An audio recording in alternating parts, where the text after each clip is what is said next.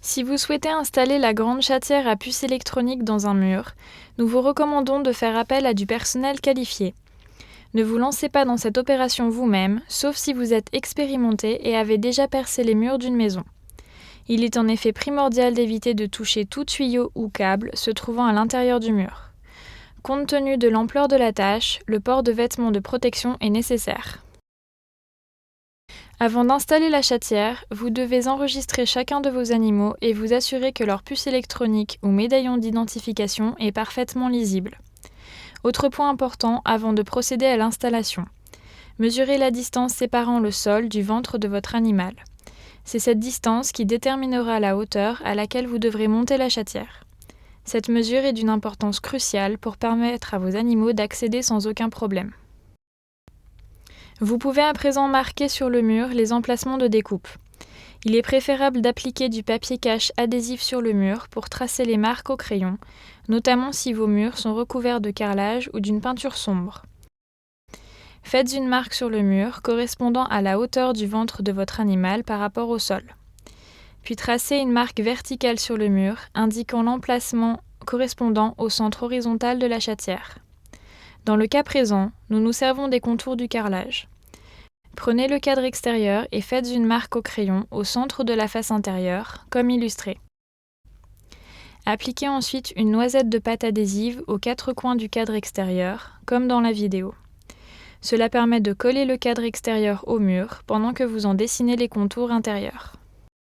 Alignez la marque que vous avez tracée sur le bord inférieur à l'intérieur du cadre avec les marques faites sur la porte, puis utilisez un niveau à bulles pour vous assurer que le cadre est bien horizontal et appuyez ensuite fortement afin d'assurer l'adhésion de la pâte adhésive. Utilisez un stylo ou un crayon pour tracer les contours intérieurs du cadre sur le mur. Les contours correspondent au point de contact entre les bords intérieurs du cadre et le mur. Cette vidéo montre un exemple de découpe sur du carrelage et des briques. Afin d'éviter de recouvrir la pièce de poussière de briques, demandez à une autre personne d'aspirer immédiatement après chaque perçage. Pour transpercer du carrelage, vous avez besoin d'un forêt spécifique pour céramique, ainsi que d'un marteau perforateur de bonne qualité. Commencez par effectuer un perçage du mur dans toute son épaisseur, celui-ci vous servira de repère. Faites des marques sur le mur extérieur à l'emplacement de l'ouverture pour le tunnel.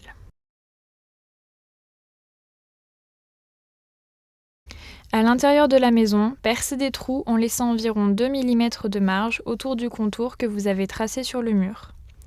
Percez le plus profondément possible en utilisant un long foret à maçonnerie pour percer des trous sur toute l'épaisseur du mur extérieur.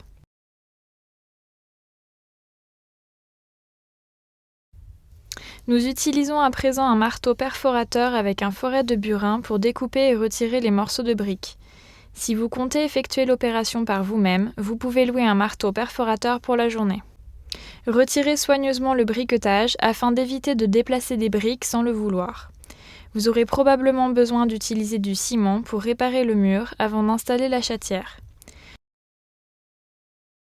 Nous vous conseillons d'utiliser l'une des extensions de tunnel comme point de repère pour vérifier que vous disposez d'une ouverture bien dégagée dans le mur. Une fois les briques retirées, enlevez les débris afin d'éviter la formation de poussière à l'intérieur du mécanisme de verrouillage de la chatière.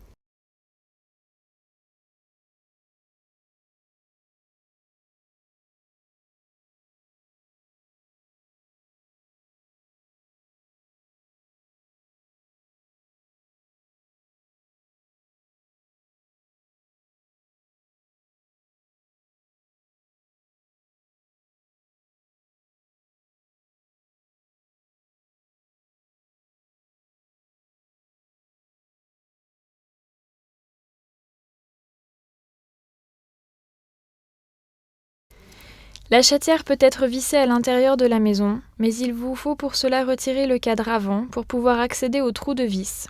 Retirez le cache-bouton et dévissez les 2 vis situées de chaque côté des boutons. Puis retirez les 2 bouchons à vis situés en bas de la face avant et enlevez les vis situées derrière. Vous pouvez à présent retirer le cadre avant de la chatière, comme illustré.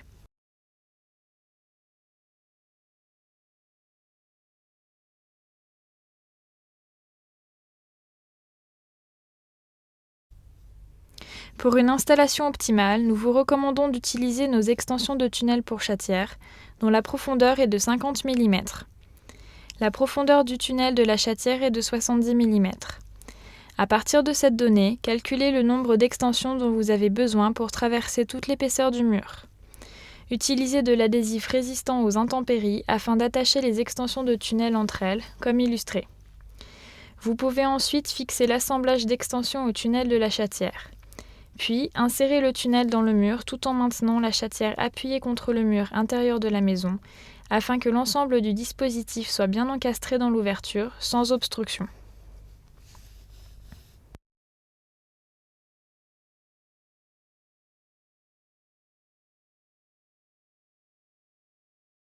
Vous verrez 4 trous de vis situés en dessous des écrous prisonniers. Utilisez un stylo pour indiquer l'emplacement des vis. Retirez la chatière du mur et placez-la hors de l'espace de travail. Ensuite, percez les 4 trous de vis dans le mur à l'aide d'un foret adapté pour permettre l'accrochage au mur. Vous pouvez maintenant insérer la chatière ainsi que les tunnels dans l'ouverture et la visser. Sortez à présent de votre maison. Le cadre extérieur sert à soutenir l'extrémité du tunnel et recouvre les contours de l'ouverture, offrant ainsi une finition soignée. Faites glisser le cadre extérieur par-dessus le tunnel et tracez des marques sur le mur correspondant à l'emplacement des 4 vis. Retirez le cadre extérieur et percez les 4 trous de vis pour l'accrochage au mur. Mettez les 4 vis en place avant de les serrer. Insérez enfin les bouchons à vis. Notez que la fente des bouchons doit être orientée vers l'extérieur du tunnel, comme dans la vidéo.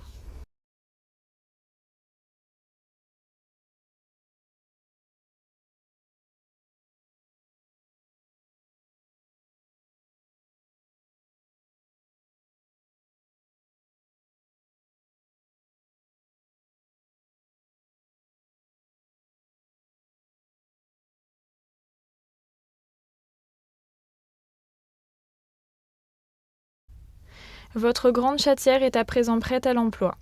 Si vous souhaitez en savoir plus sur ses fonctionnalités, notamment sur le paramétrage du verrou programmable en mode de couvre-feu, visionnez notre vidéo de démarrage.